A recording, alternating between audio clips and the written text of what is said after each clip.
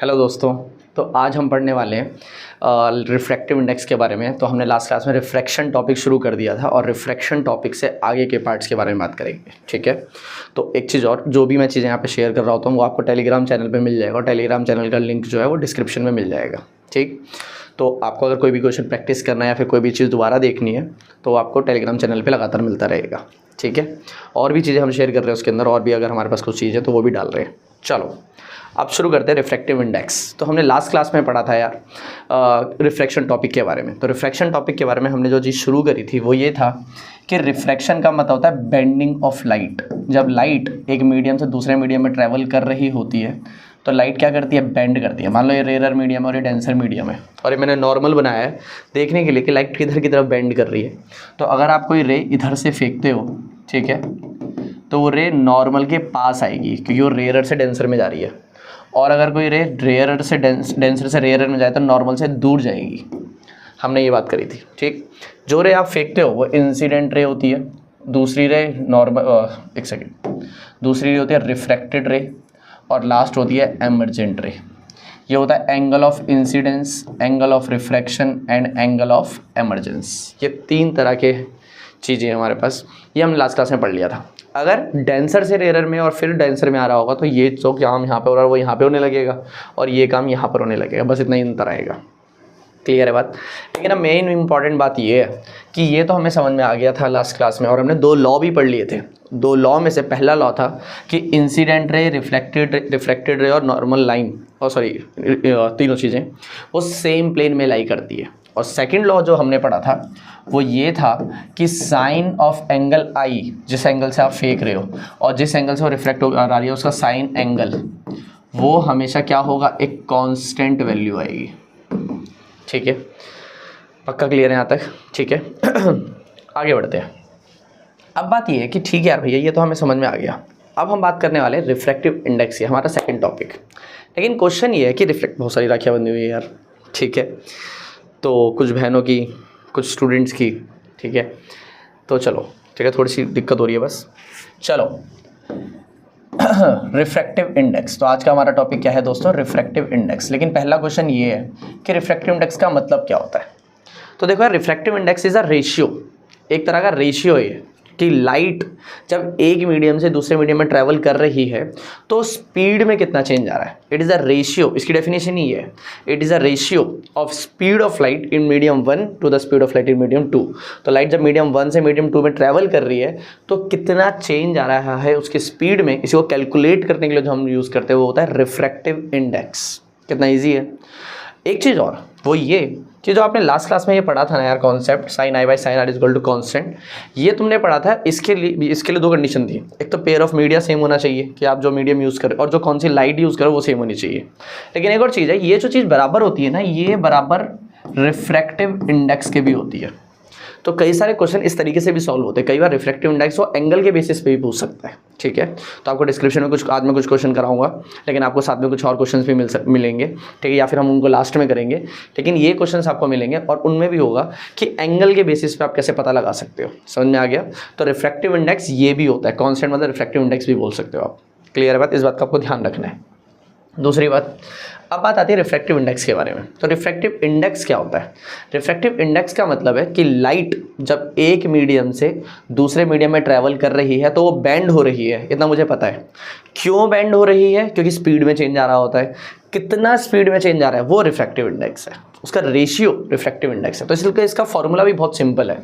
Refractive index का जो formula है वो क्या है, speed of light in medium 1, जिस मीडियम से आप लाइट फेंक रहे हो वो, अपॉन में speed of light in medium 2। Clear है बात। Speed of light in medium 1 upon में speed of light in medium 2। For example ये जो हमने डायग्राम बनाया था इसी में अगर इसको मीडियम 1 मान लें और अंदर हम मीडियम 2 मान लें तो इसकी बात कर रहा है वो यहाँ पर। अगर सेम चीज़ अगर आप यहाँ पे कैलकुलेट करोगे तो हो जाएगा speed of light in medium 2 upon में speed of light in medium 1, क्योंकि अंदर 2 है बाहर 1 है। तो यहाँ के लिए 2 अपॉन में 1 और यहाँ के लिए 1 अपॉन में 2। ये बात याद रहेगी, ठीक है। तो इसको क्या बोला जाता है, रिफ्रैक्टिव इंडेक्स बोला जाता है। और ये देखो, अगर ध्यान से देखो तो रेशियो है, तो इसलिए डेफिनेशन में ही था the ratio of speed of light in medium 1 to the speed of light in medium 2। Clear है बात। एक चीज़ और आपको याद रखनी है कि जो रिफ्रैक्टिव इंडेक्स होता है ना यार, ये यूनिटलेस होता है, इट इज़ यूनिटलेस। ऐसा क्यों? क्योंकि खुद सोचो, स्पीड ऑफ लाइट किस में मेजर की जाती है, मीटर पर सेकंड में, ठीक। तो स्पीड ऑफ लाइट ऊपर भी है मीटर पर सेकंड, स्पीड ऑफ लाइट नीचे भी है मीटर पर सेकंड, और वो दोनों कट जाएंगे तो क्या हो जाएगा, यूनिटलेस। तो refractive index is a value जो एग्जैक्टली बता दे कि स्पीड में कितना चेंज आया है, ठीक है। तो उसकी इसलिए कोई यूनिट भी नहीं होनी चाहिए थी और नहीं है। लॉजिक समझ में आ गया। अब थोड़ा सा आगे बढ़ते हैं। अब बात ये है कि मान लो फॉर एग्जांपल आपको बोल दिया जाए कि आपको रिफ्रैक्टिव इंडेक्स निकालना है, फाइंड या calculate the refractive index if the speed of light in air is this. कुछ देर का है, मान लो फॉर एग्जांपल एयर ना लेके हम ले लेते हैं glass. Speed of light in glass is x for example, and speed of light in water is y। तो आपको रिफ्रैक्टिव इंडेक्स जो निकालना है वो ग्लास अपॉन में वाटर का निकालना है, ठीक। तो ग्लास अपॉन में वाटर का क्या हो जाएगा, x अपॉन में y, ये हो जाएगा आपका रिफ्रैक्टिव इंडेक्स। क्लियर। तो ये एग्जाम्पल की तरह है, अभी इससे बेसिस पे हम एग्जाम्पल्स करेंगे। तो ये एक तरीके का इस तरीके से होता है सॉल्व। क्लियर है बात। अब बात आती है इसको डिनोट कैसे किया जाता है। तो देखो यार, speed of light in medium 1 upon में speed of light in medium 2, इसको हम ऐसे लिख सकते हैं, दिमाग लगाना जरा ध्यान से। रिफ्रैक्टिव इंडेक्स, दिमाग लगाओ, रिफ्रैक्टिव इंडेक्स। अब मान लो speed of light in medium 1 जो है वो उसको हम v1 मान लेते हैं, मीडियम 1 इज v1, और स्पीड जो है मीडियम 2 में वो v2, v का मतलब स्पीड होता है ना। तो फॉर्मूला बन गया v1/v2। बताओ समझ में आया कि नहीं आया, पक्का क्लियर है। कई बार यहाँ पर भी इस रिफ्रैक्टिव इंडेक्स के लिए भी पता है क्या लिखा रहता है, एक सिंबल बना यूज़ किया जाता है नीटा। इसके लिए कभी कभी यूं भी लिखते हैं, जैसे फॉर एग्जांपल ज़्यादातर 2-1 लिखते हैं, ठीक है। तो speed of light in medium 1 अपन में speed of light in medium 2। अब आप बोलोगे ये एन जैसा क्या है, एन की टेल निकाल दी, तो ये एक सिंबल है, ग्रीक लेटर है, ठीक है। मतलब जो ग्रीक लैटिन हम यूज़ करते हैं उन्हीं में से है, तो नीटा, ठीक है। और इसमें उल्टा जो लिखा गया है ये बहुत इंपॉर्टेंट है। अब दिक्कत ये है कि हम नॉर्मली इसको डायरेक्ट भी लिख देते हैं, कई बार ऐसा भी लिखा रहता है। जैसे फॉर एग्जांपल मुझे बताना है speed of light in medium 1, तो सीधा सीधा v भी लिख देते हैं, और इसको जैसे मीडियम 2 में जा रही है तो 2 बाद पहले और 1 बाद में, तो जिसमें जा रही है वो पहले और जिससे जा रही है वो बाद में। क्लियर। तो ये भी हो सकता है। दूसरी तरफ कई बार ऐसे भी लिखा रहता है, जैसे फॉर एग्जाम्पल 1 से 2 में जा रही है, ठीक है। तो अलग अलग तरीके इनको डिनोट करने के। आप सिंपल सा तरीका याद रखो, speed of light medium 1 upon medium 2, इधर कुछ भी नहीं लिखना है, कोई दिक्कत नहीं है। इतना क्लियर है। अब एक चीज़ और समझो, अब ये तो हो गया speed of light medium 1 upon medium 2, पक्का क्लियर है। अब होता है speed of light in air कितनी होती है, आपको ये याद करना पड़ेगा यार, ठीक है। ऐसा इसलिए क्योंकि कई बार तो वो वैल्यू दे देता है, अगर नहीं देगा तो आपको ये पता होना चाहिए। तो speed of light in vacuum बस आप याद कर लो, वो मैं आपको बता रहा हूँ, ठीक है। Speed of light in vacuum, ये बहुत इंपॉर्टेंट है, वैक्यूम के बारे में स्पेशली याद रखना, ठीक। और वो है 3 × 10⁸ मीटर पर सेकेंड, ये आपको याद रखना है। समझ में आ गया। एयर में भी लगभग सेम ही होती है, अगर एयर बोलेगा तो लगभग सेम ही होती है, ठीक है, 1.8 × 10⁸, लेकिन हम वैक्यूम के लिए स्पेशली ले रहे हैं तो इस बात का ध्यान रखो, तो एयर और वैक्यूम लगभग सेम ही काम करते हैं। इतना क्लियर है। अब आपको मैं एक क्वेश्चन और बताता हूँ, एक टॉपिक और बताता हूँ, ठीक है। अब यहाँ पे एक टॉपिक बनता है, that is called absolute refractive index. Topic क्या है, एब्सोल्यूट रिफ्रैक्टिव इंडेक्स। इसका मतलब क्या है, एब्सोल्यूट का मतलब क्या है, एब्सोल्यूट रिफ्रैक्टिव इंडेक्स का मतलब है कि जो लाइट है वो जब ट्रैवल करी, देखो रिफ्रैक्टिव इंडेक्स का मीडियम 1 अपॉन मीडियम 2, लेकिन अगर लाइट मीडियम 1 जो है वो अगर एयर या वैक्यूम में से है तो रिफ्रैक्टिव इंडेक्स ना बोल के हम उसको बोलेंगे एब्सोल्यूट रिफ्रैक्टिव इंडेक्स। कहने का मतलब ये, रिफ्रैक्टिव इंडेक्स का फॉर्मूला होता था speed of light in medium 1 upon में speed of light in medium 2, लेकिन अगर एब्सोल्यूट रिफ्रैक्टिव इंडेक्स की अगर आप बात कर रहे हो तो मीडियम 1 जो होगा वो क्या हो जाएगा, मीडियम 1 एयर या वैक्यूम हो जाएगा। तो इसका फॉर्मूला क्या हो जाएगा, एब्सोल्यूट रिफ्रैक्टिव इंडेक्स का फॉर्मूला क्या हो जाएगा, speed of light in vacuum. इस बार फिक्स है कि मीडियम 1 वैक्यूम होना चाहिए या फिर एयर होना चाहिए, अपॉन में speed of light in medium 2। अब मीडियम 2 कुछ भी हो सकता है, उसकी कोई दिक्कत नहीं है, समझ में आ रहा है?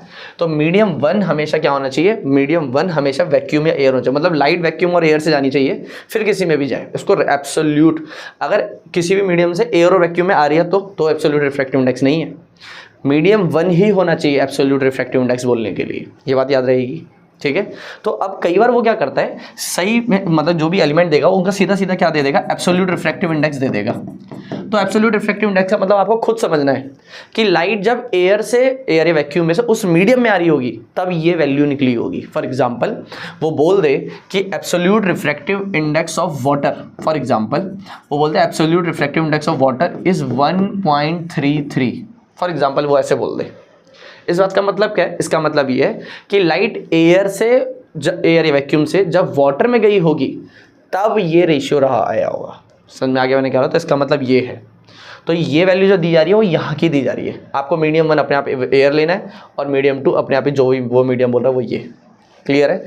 वैसे absolute refractive index of air 1 होगा, क्योंकि ऊपर भी एयर और नीचे भी एयर, तभी तो absolute refractive index of air का मतलब क्या, एब्सोल्यूट रिफ्रैक्टिव इंडेक्स का मतलब ऊपर तो एयर वैक्यूम हो गया, अपॉन में एयर, तो दोनों सेम ही तो है, अभी ऊपर भी एयर नीचे भी एयर। वैक्यूम होगा तो 1 पॉइंट समथिंग हो सकता है, वो बात अलग है, लेकिन हम ऑलमोस्ट 1 ही लेते हैं। लेकिन 2-3 चीज़ों को आपको याद रखना है, that is absolute refractive index of glass, वो होता है 1.52, देखो कहीं पे 1.54 भी लिखा रहता है, कहीं पे 1.52 भी लिखा रहता है, क्लियर है बात?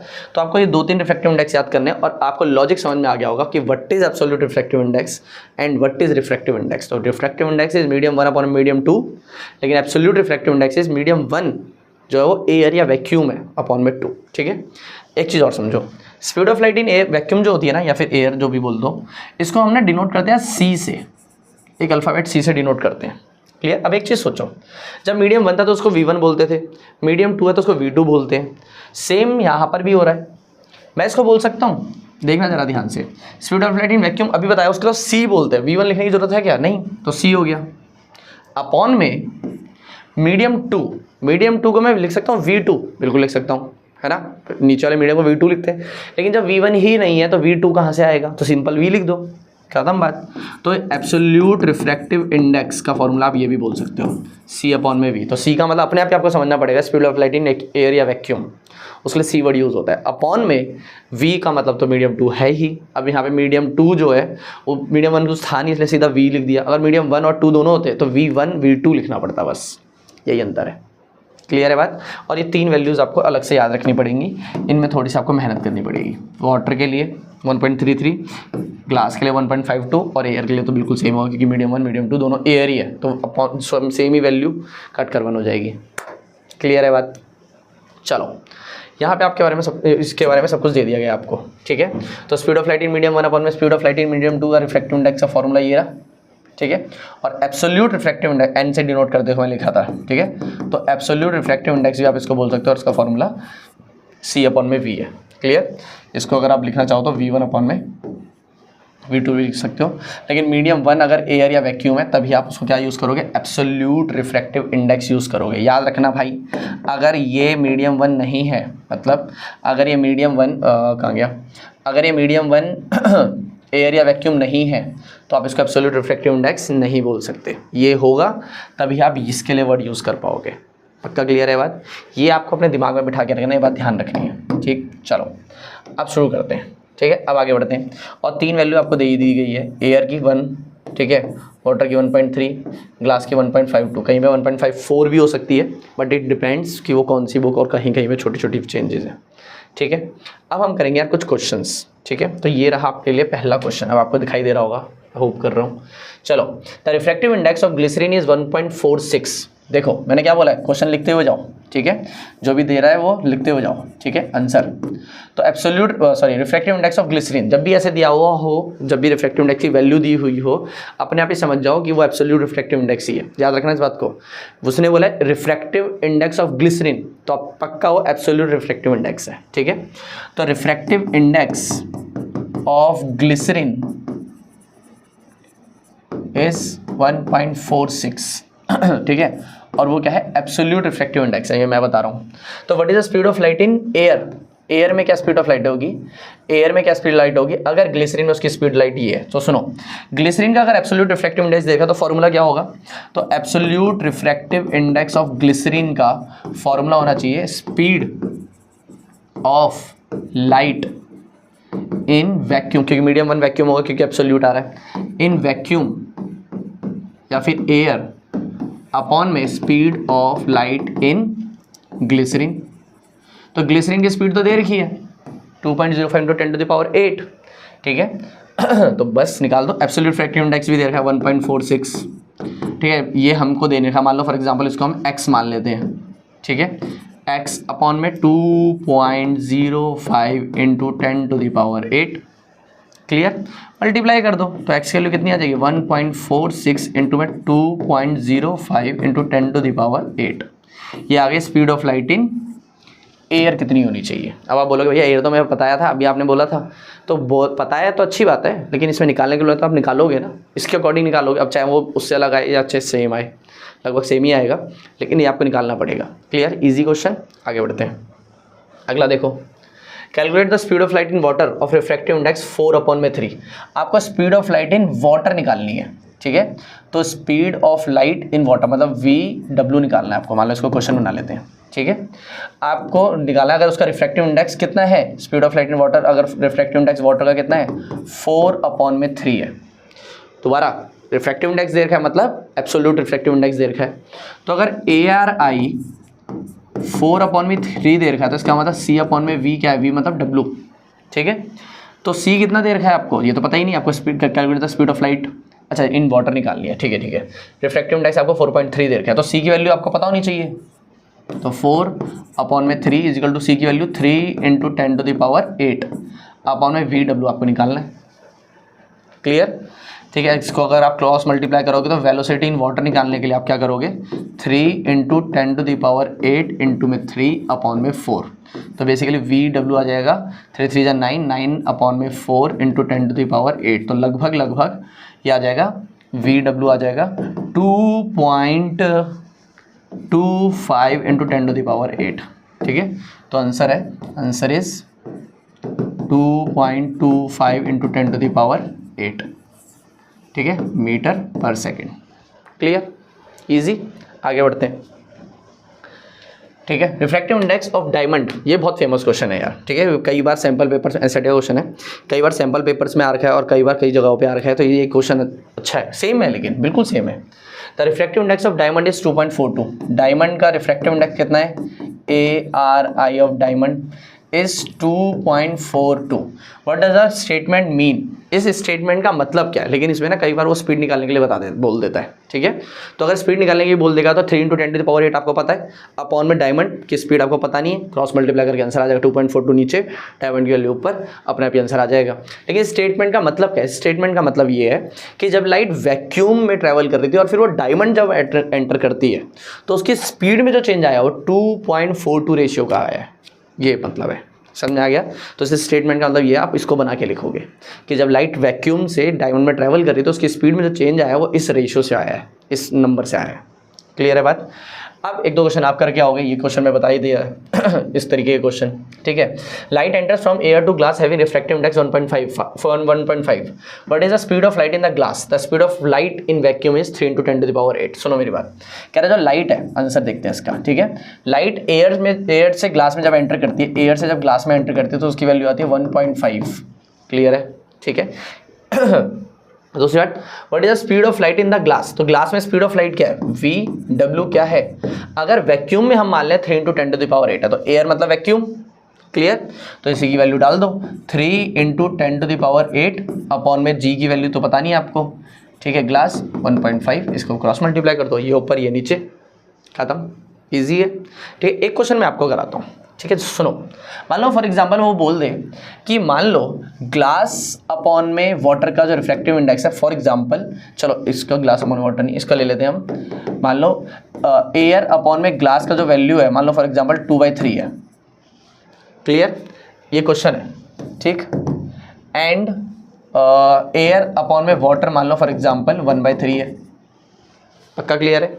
और अगर आपसे पूछे कि ग्लास अपॉन में वाटर क्या होगा, ग्लास अपॉन में वाटर क्या होगा, तो आप कैसे निकालोगे? सिंपल, दोनों का डिवाइड कर दो भाई। ए अपॉन में आंसर, ए अपॉन में जी अपॉन में ए अपॉन में डब्लू, क्या हो जाएगा? ए अपॉन में जी इज 2/3, बड़ा डिवाइड, ए अपॉन में डब्लू इज 1/3, उल्टा कर दो। उल्टा करने पे आएगा ए अपॉन में जी इंटू में W by A is equal to में 2 अपॉन में 3 इंटू में 3/1। 3 से 3 कट गया, ए से ए कट गया, तो अपने आप डब्लू बाई जी कितना आ गया? डब्लू बाई जी आ गया 2 अपॉन में 1। ठीक है, लेकिन हमसे क्या पूछा था? जी बाई डब्लू उल्टा कर दो, तो फाइनल आंसर कितना आ जाएगा? फाइनल आंसर आएगा 1/2। ऐसे भी कर सकते हैं, ये भी एक तरीके का क्वेश्चन है। क्लियर है बात? लास्ट क्वेश्चन ये है आपके लिए, ठीक है, बहुत ईजी क्वेश्चन है, देख के डर मत जाना, NTSC में आया हुआ क्वेश्चन है भाई, ठीक है, डर मत जाना। सुनो, कह रहा है figure show ray of light as it travels, मैं वैसे सोच रहा था तुम्हें दे दिया जाए, देखते हैं। और figure shows a ray of light as it travels from medium A to medium B, the refractive index of medium B relative to medium A is this. तो आपको बताना है कि मीडियम बी और मीडियम बी ऊपर है, इस बात का ध्यान रखना, ये आपको स्पेशली ध्यान रखना, medium B is above, medium A is below, उल्टा मत कर दें क्योंकि ए हमेशा ऐसा लगता है कि ऊपर ही होगा। ठीक है, तो वो बोल रहा है कि आपको पता लगाना है कि रिफ्रैक्टिव इंडेक्स की वैल्यू कितनी निकल कर आएगी। समझ में आ गया मैंने क्या बोला? भाई इतना इजी है। मेरे को एक बात बताओ, इस पूरे डायग्राम के अंदर नॉर्मल क्या है? नॉर्मल लाइन कौन सी है? नॉर्मल लाइन ये है, होगी कि नहीं होगी? पक्का क्लियर? ये सरफेस होगा, ठीक। अब एक चीज़ सोचो, आपका जो एंगल है वो कौन सा इंपॉर्टेंट है, ये वाला कि ये वाला? ऑब्वियसली बात, नॉर्मल और आपकी मेन लाइन के साथ जो एंगल बनता है इसका मतलब ये वाला। क्लियर? और इन दोनों में से कौन सा एंगल आपके लिए मेन है? जो नॉर्मल लाइन और मेन रे, ठीक है। तो जब लाइट ट्रैवल कर रही है तो ये वाला एंगल मेन है, ठीक है। तो मीडियम ए से, एरो देख लेना, मीडियम ए से बी में जा रही है, मीडियम ए से बी में, उल्टा मत कर देना भाई। तो आपको वैल्यू तो याद ही है। तो ये वाला एंगल अगर आपका काम का है, ठीक है, ये वाला एंगल अगर आपका काम का है और ये वाली रे बाहर निकल कर जा रही है, तो आपका ये वाला एंगल अगर काम का है तो ये वाला होगा sine i by sine r. यहाँ से रे जा रही है तो आई ये हो गया, और यहाँ से निकल रही है तो एंगल आर ये हो गया। तो अपने आप आंसर आ गया ना, साइन आई अपॉन में साइन आर की वैल्यू निकालो। Sine I 60 degree, sine I sorry sine 60 degree upon में sine are is sine 45 degree. अब जो इनकी वैल्यू हमको निकालो और आंसर लिखो, इजी। अगर आपको नहीं आता तो इस वीडियो में आप कमेंट कर देना, मैं एक अलग से वीडियो बना दूंगा, ठीक है। अगर आपको नहीं आती इनकी वैल्यूज़ निकालनी, इन सब की वैल्यू आपको नहीं पता तो कोई दिक्कत नहीं है, 2 मिनट का काम है, वो भी आप समझ जाओगे। लेकिन मैथ्स में आप ट्रिग्नोमेट्री में पढ़ रहे होगे, मेरा थोड़ा अलग तरीका होगा तो मैं उससे बता दूंगा। लेकिन ये तरीका भी देखो कितना आसान है। मैं जानबूझ के क्वेश्चन नहीं लिख रहा क्योंकि आपको यहाँ पे ऑप्शंस हैं, आपको पता लगाना है कि कौन सा सही है। आप पूरा तो आंसर सॉल्व करके दे ही दिया है, लेकिन इंपॉर्टेंट बात यह है कि इस तरीके के क्वेश्चन भी आएंगे और आ सकते हैं, ये आपको पता होना चाहिए, ठीक है। तो आज हमने क्या पढ़ा यार? आज हमने पढ़ा रिफ्रैक्टिव इंडेक्स के बारे में। रिफ्रैक्टिव इंडेक्स का मतलब क्या होता है? रिफ्रैक्टिव इंडेक्स का मतलब होता है एक तरीके से जब लाइट एक मीडियम से दूसरे मीडियम में ट्रैवल करती है उसकी स्पीड में चेंज आता है, ये हमने पहले भी पढ़ा था। और वो बेंड करती है, ये भी पता है, लेकिन कितना स्पीड में चेंज आ रहा है इसको मेजर करने के लिए हम यूज़ करते हैं रिफ्रैक्टिव इंडेक्स का कॉन्सेप्ट। क्लियर बात? और फिर आता है एब्सोल्यूट रिफ्रैक्टिव इंडेक्स। बस अंतर ये है कि मीडियम 1 जो है वो हमेशा एयर और लाइट होगा, एयर और वैक्यूम होगा, खत्म। क्लियर है बात? यहाँ पे आपको सारे क्वेश्चन करा भी दिए गए और ये पूरा कॉन्सेप्ट है। यहाँ तक अगर कोई दिक्कत होगी तो बताना, ठीक है। ये सारी जो मैं पढ़ा रहा हूँ ये सारी चीज़ें आपको टेलीग्राम चैनल पे मिल जाएगी और बाकी आपकी वीडियोस तो रेगुलर आ ही रही है। क्लियर? चलो बाय बाय।